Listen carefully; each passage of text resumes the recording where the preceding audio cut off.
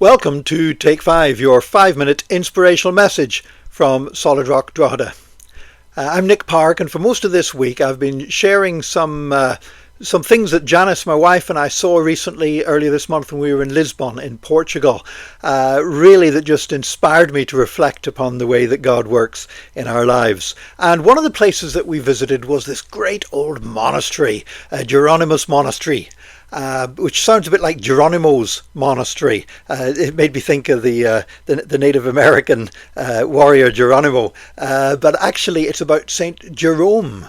It's named after Saint Jerome, and I didn't actually think about this until we were halfway around the monastery, why it was called that, until I saw this big painting of this old guy with a lion lying at his feet, and I thought, of course that's St. Jerome, because with St. Jerome there was a story about a lion that he was teaching some students in Bethlehem, of all places, and while he was there a lion approached and all the students ran away, but Jerome noticed that the lion was limping and discovered that it had a thorn stuck in its paw, and so he took the thorn out of the lion's paw, and it was so grateful it became his friend and stayed with him for the rest of his life, which is probably a totally made-up story, but it did mean that when I saw the lion in the painting I immediately realized, hang on, this is St. Jerome, this is what this is all about. That's why it's called Hieronymus Monastery. Now it really is an impressive place.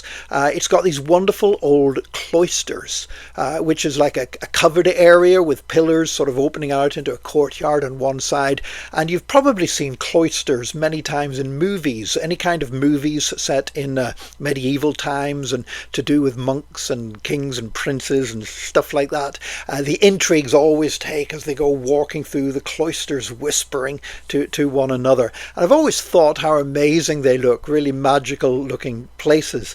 And so to be there in this monastery and to walk around the cloisters, and we spent quite a bit of time there. Normally there's a great queue to get into the monastery, but this time because it was November, crowds were much less, so we only had to queue probably about 20 minutes to half an hour in order to get in. And the monastery itself was built in the 1500s. It took over 100 years to build, and it managed to survive the great devastating Lisbon earthquake of 1755 and still stands today, and a really remarkable set of buildings.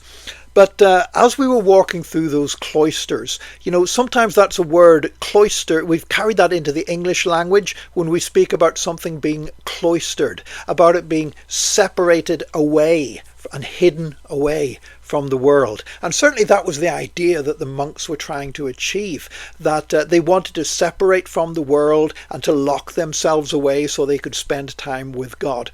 Unfortunately, the history of most of the monasteries that as we have it, suggests to us that wasn't entirely successful, because when they locked themselves away from the world, they still took their own sinful desires and everything else with them. And so even in those monasteries that were supposed to be a haven of peace and godliness, there was often strife, there was often jealousy, there was a lot of selfish ambition, there was even cruelty and bullying and abuse that took place in some of those settings.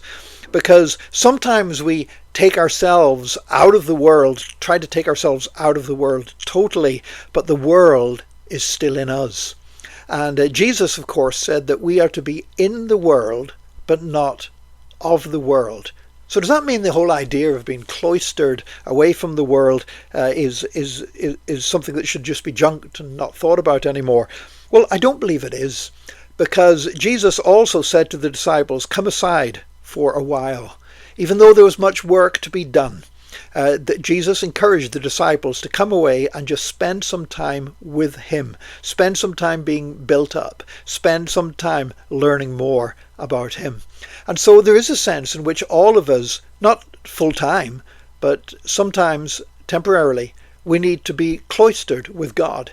We need to set ourselves aside. We need to shut away things. There are times whenever I know that I need to spend time in God's presence. I need to spend time in God's presence every day. I need to live in God's presence, which is what we need to do.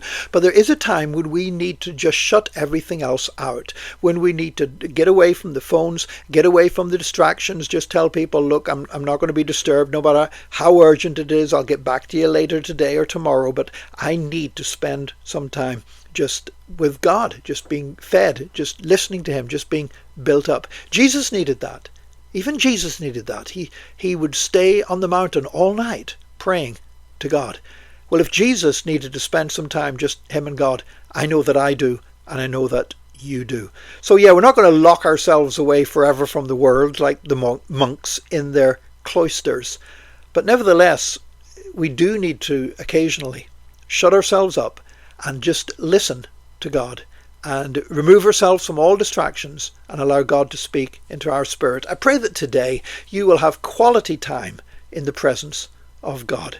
May God bless you today, and join us again tomorrow for another Take 5, your 5-minute inspirational message from Solid Rock Drogheda.